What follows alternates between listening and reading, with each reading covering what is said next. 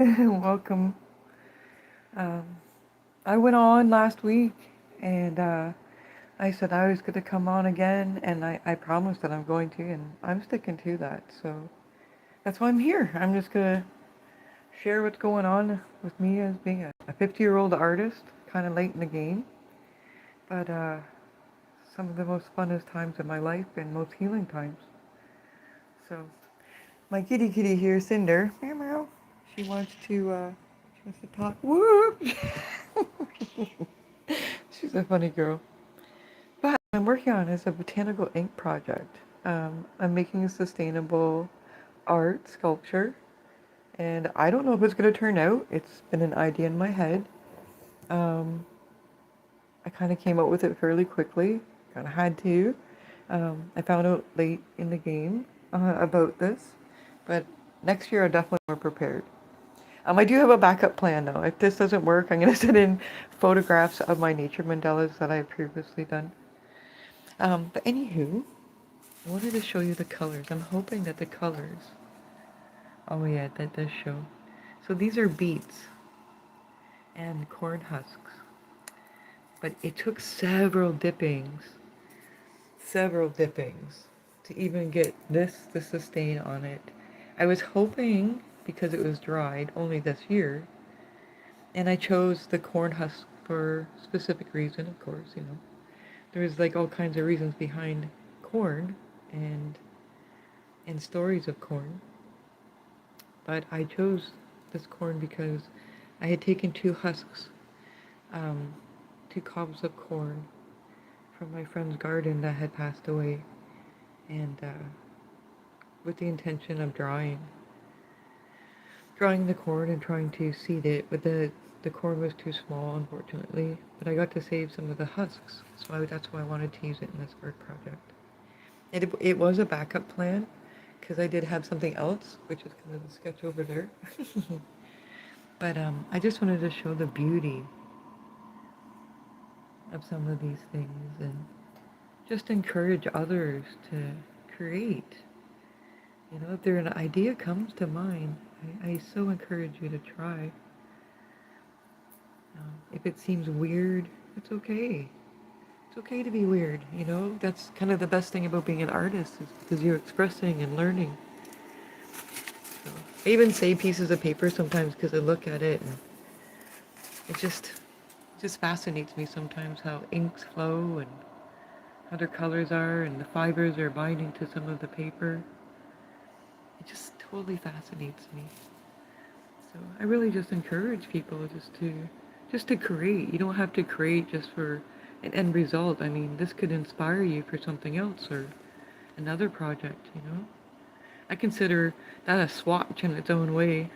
Well, hello everyone. It's so nice to see everybody. Thank you. I think it's pretty neat, eh? So I want to know your thoughts, okay? I don't know if this is going to work. So the idea behind this is to use corn husks, and I've dyed them with beet juice, like with botanical inks. And I've tied it up because I've used natural paper at the bottom. I made paper, oh gosh, about 2 years ago in a class. And I'm trying to get it to dry like a paper mache. And I've used natural things like, not only the paper, but as a natural glue, I used arrowroot flour and some tapioca flour. So it's on the dehydrator. It's been on there like 12 hours and it's still kind of gushy. But I'm hoping it's going to hold the bottom of the corn husks here. And then I'm hoping it flows out nice, but I'm not sure.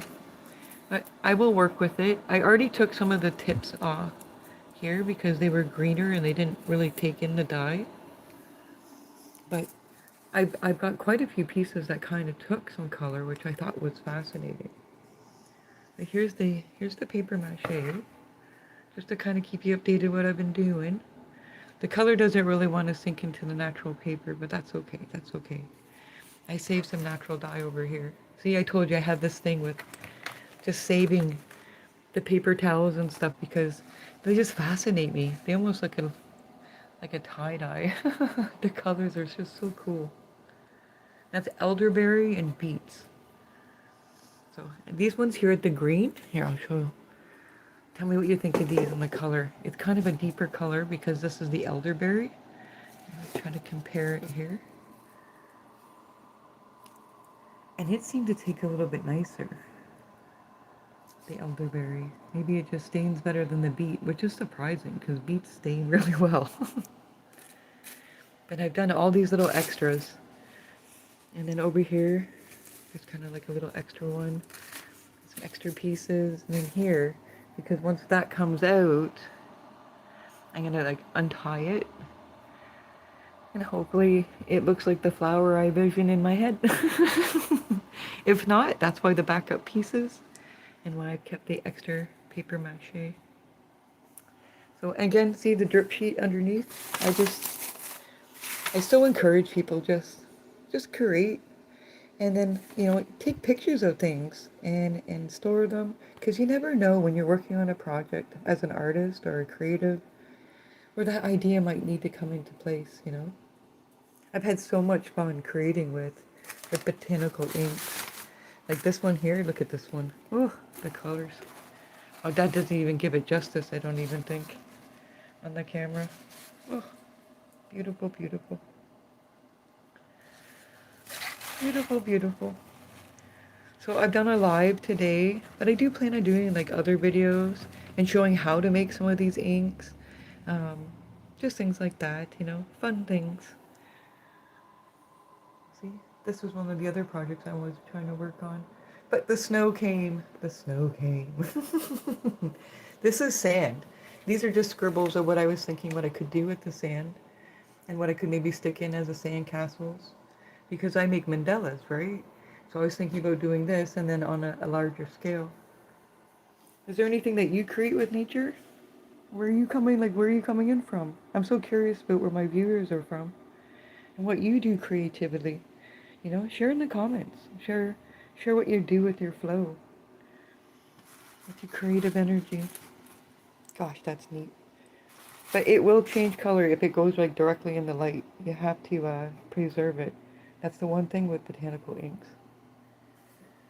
Even if you use like any kind of like rubbing alcohol, it still can alter and change. So I've been playing with these now for a couple of years and I have swatches and the ones that are covered, they definitely last longer. I'm still learning how to find natural ways to preserve colors. So there we go. I try to dye those too. My hands are not doing too bad. Not too bad from being all that dyeing. Sometimes I forget to put on my rubber gloves and I dive in. So thank you again for joining me. And I look forward to the next video. Thanks for joining me. I look forward to creating more and sharing more and figuring out how to set everything up. So see over here, I'm trying to get the camera set up. I'm trying to learn how to do a double camera is what my issue is. So where you can see me and see what I'm doing. So if you know how to do that, you can put that in the comments. Thank you. But I've been trying to Google that and I can't, my brain just won't figure it out. But yeah, my brain just doesn't figure out some of that stuff. I'm good at creating. So thank you again. Lots of love, and I'll see you again soon.